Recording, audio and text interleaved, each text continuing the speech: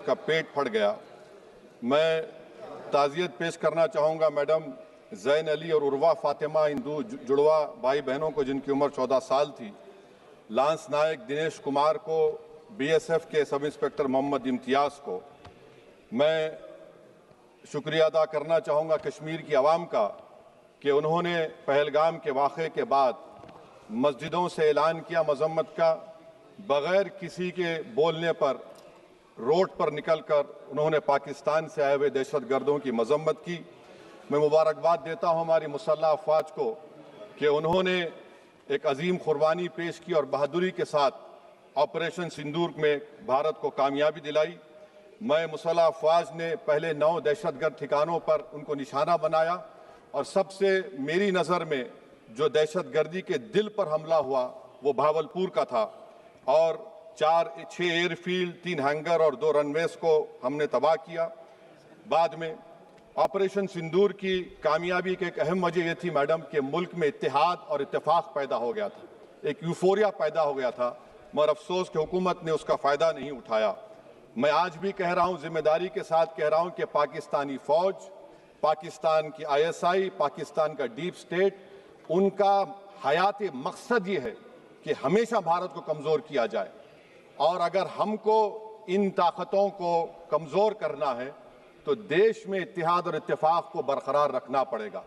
अगर हम बुलडोज़र के ज़रिए या फिर लिसानी जबर के ज़रिए या मजहबी फ़िरक़ा परस्ती के ज़रिए अक़लियतों को निशाना बनाएंगे तो हम खुदा ना खास्ता उन पड़ोसी मुल्क के दहशतगर्द तंजीमों को कहीं कामयाब ना हो जाए।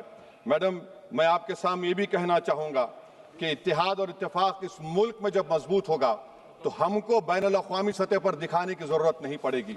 मैं आपकी तरफ से हुकूमत से चंद सवालात करना चाहूँगा कि वज़ीर आज़म ने कहा कि खून और पानी एक साथ नहीं बह सकते, आतंकवाद और बातचीत एक साथ नहीं हो सकती। तो मेरा सवाल आपके ज़रिए से वज़ीर आज़म और हुकूमत से ये है, फिर जिन इंसानों को बैसारा की वादी में मारा गया था, क्या आपका ज़मीर इस बात की इजाज़त देता है कि आप ट्रेड बंद कर दिए, पाकिस्तान का एयरक्राफ्ट हमारे एयर स्पेस में नहीं आ सकता, उनकी कश्ती हमारे पानी में नहीं आ सकती, ट्रेड खत्म हो चुका है डायरेक्ट इनडायरेक्टेड, आपका ज़मीर जिंदा क्यों नहीं है? किस सूरत से आप पाकिस्तान से क्रिकेट मैच खेलेंगे जब हम पानी नहीं दे रहे हैं? 80% पानी पाकिस्तान का हम रोक रहे हैं, ये कहकर के पानी और खून नहीं बहेगा, आप क्रिकेट मैच खेलेंगे? मैडम, मेरा ज़मीर तो गवारा नहीं करता कि मैं उस मैच को देखूंगा। क्या इस हुकूमत में इतनी हिम्मत है कि उन 25 मरने वालों को फोन करके कहे कि देखो हमने ऑपरेशन सिंदूर में बदला ले लिया, अब तुम पाकिस्तान का मैच देखो? बड़ी अफसोस की बात है मैडम, अकाउंटेबिलिटी किस पर है? पहलगाम किसने किया? 7.5 लाख हमारी फौज और सेंट्रल पैरामिलिट्री फोर्स है, ये कहां से 4 चूहे घुसकर हमारे भारत के नागरिक को मारे? अकाउंटेबिलिटी किस पर फिक्स होगी? LG पर फिक्स होगी तो LG को बरतरफ करिए, IB पर आती है तो एक्शन लीजिए, पुलिस पर आती है तो एक्शन लीजिए, मगर आप ये समझ रहे हैं कि ऑपरेशन कर दिया और हम खामोश लोग भूल जाएंगे। अकाउंटेबिलिटी फिक्स करना पड़ेगा। मैडम, डिटरेंस आपकी क्या है? आपने सर्जिकल स्ट्राइक किया, आपने बालाकोट किया, फिर ये पहलगाम हुआ, तो आपकी डिटरेंस की पॉलिसी नाकाम साबित हुई, कश्मीर की पॉलिसी नाकाम साबित हुई, 370 हटा दिया आपने एक रियासत को UT बना दिया और उसके बावजूद भी दहशतगर्द वहां पर पहुंच गए। तो और अफसोस मुझे इस बात का होता है मैडम कि पाकिस्तान को हम जानते हैं, पाकिस्तान और इजराइल इस पूरी दुनिया में एक फेल्ड स्टेट है और पाकिस्तान के आर्मी चीफ को, जिससे हमारे स्ट्रेटेजिक रिलेशनशिप, इसको अपना दोस्त कहते हैं, उस देश का प्रेसिडेंट उस शख्स को बुलाकर खाना खिलाता है अपने साथ जिसके भाषण से हमारे लोग मारे गए थे। तो क्या आपकी खर्जा पॉलिसी कामयाब हुई? आप देख लीजिए। अच्छा, हमारे देश में एक ऐसी तंजीम है जिसका वजूद नफरत की बुनियाद पर और मजहबी अज़वियत को फैलाने के लिए बनाया गया, उनको तकलीफ है सेकुलरिज्म से, सोशलिज्म से, मगर हमारे संविधान के प्रियम्बल में लफ्ज़ सॉवरेन है। सॉवरेन का मतलब यह है कि हम खुद मुख्तार हैं, हम हाकिम आला हैं, हम अपने मुल्क के मुकद्दर का फैसला करेंगे।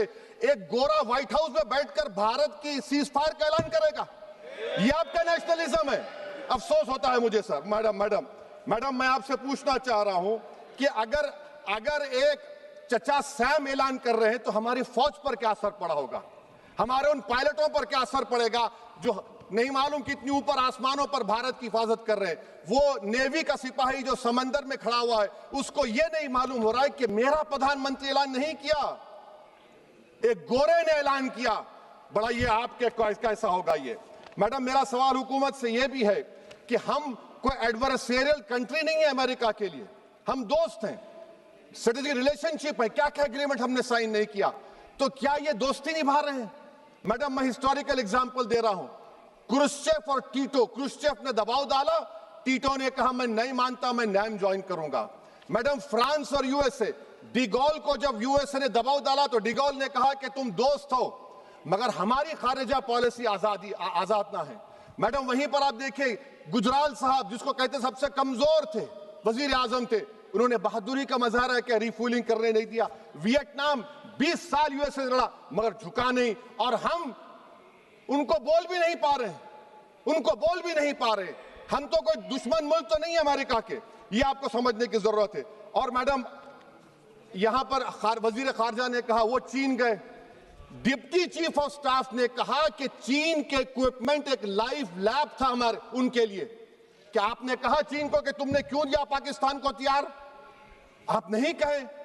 और मैडम, आप जानते हैं कि रक्षा मंत्री ने कहा कि स्विफ्ट एंड प्रोपोर्शनेट, तो फिर जो इंडोनेशिया मिलिट्री अटैचे ने कहा कि हमको कहा गया मत मारो, हम सेल्फ डिफेंस में भी नहीं मार सकते थे पाकिस्तान को। और अगर आप ट्रंप के बयान को गलत कह रहे हैं कि 5 एयरक्राफ्ट नहीं गिरे, मैं यकीन करता हूं आपकी बात का, आप हमारे पायलट्स को कमेंट करिए ना, हमारे पायलट्स को कमेंट करिए कि हम अपने पायलट्स की तारीफ करते हैं, आप वो भी नहीं करना चाहते। मैं हुकूमत से जानना चाहता हूं मैडम कि क्या फ्रांस ने हमको सोर्स कोड नहीं दिया जिसकी वजह से हमारे एयरक्राफ्ट को क्या नुकसान हुआ? अब मुस्तकबिल में आप हथियार खरीदेंगे तो क्या आप सोर्स कोड हासिल करेंगे? और मैडम, मैं आपको बताना चाह रहा हूं, मेरे सवाल का जवाब हुकूमत दे, हमारे पास सैंक्शन जो स्क्वाड्रन है 42 है, 60 साल के बाद सिर्फ 29 काम कर रहे हैं। पाकिस्तान के पास 25 हैं, चीन के पास 50 से ज्यादा हैं। 11 साल से आप सरकार में हैं, सबमरीन नहीं है, थर्ड एयरक्राफ्ट कैरियर कहां पर है आप बताइए।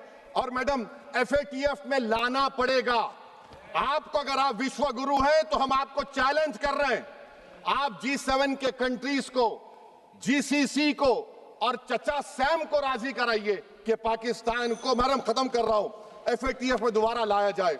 मैडम, ऑल पार्टी मीटिंग हुई, देखिए कितना कॉन्ट्रडिक्शन है केंद्र सरकार में और स्टेट सरकार में। ऑल पार्टी मीटिंग में मैं था, केंद्र सरकार ने कहा कि नहीं, बैसारन मिडोस पर तो कोई जा ही नहीं सकता, जून से पहले इजाजत लेना पड़ेगा। बाद में हमको मालूम हुआ कि साल भर खुला रहता मिडोस सिवाय बारिश और स्नो के। ये कॉन्ट्रडिक्शन है केंद्र सरकार में। वहां पे मैं हुकूमत से मुतालबा करता हूं मैडम आपके जरिए से कि कौमी सिक्योरिटी को, नेशनल सिक्योरिटी को, खारिजा पॉलिसी को, फॉरेन पॉलिसी को राजनीति का मुद्दा मत बनाइए, राजनीति का मुद्दा मत बनाइए। ये हमारे मुल्क में मुफाद होगा, हमारे मुल्क के इत्तेहाद और एकजुटती को आप एक वोट का जरिया मत बनाइए। और मैं एक आखिरी बात पूछ रहा हूं मैडम, क्या चीन ने हमसे कहा था कि सीज फायर कर लो? और कैसे पाकिस्तान ने हमारे पायलट्स की बातों को सुना कि हमारा कम्युनिकेशन एनक्रिप्ट नहीं है? मैडम, आखिर में मैं अपने शेर से इस अपनी बात को खत्म करूंगा कि अपने ही हाथों से सर अपना कटाना है हमें, मादर हिंद पे भेंट चढ़ाना है हमें, किस तरह मरते हैं एहरार वतन भारत पर, ये तमाशा है जो दुनिया को दिखाना है हमें। ये मैं भारत की उस बहादुर फौज के नाम पे करता हूं, मुसल्ह फौज के नाम पे करता हूं। ये शेर कहने वाला कोई बीजेपी का नहीं था, ये शेर कहने वाले का नाम शेर था, शहीद अशफाकुल्लाह। मैं फिर से हुकूमत से कह रहा हूं, पाकिस्तान टेररिज्म करेगा, आप तैयार हो जाइए। आप चीन से मोहब्बत, कितना इम्बैलेंस हुआ ट्रेड का, कितना इम्बैलेंस हो रहा है चीन से। अच्छा, जब गलवान हुआ उस वक्त भी ट्रंप ने कहा था कि मैं बात करूंगा, हमने कहा नहीं बात करेंगे, जरूरत नहीं है। आज ट्रंप हमारे से पहले बोलता है। इज्जत नफ्स भी कोई चीज होती है, इख्तिदार में कोई यहां रहेगा,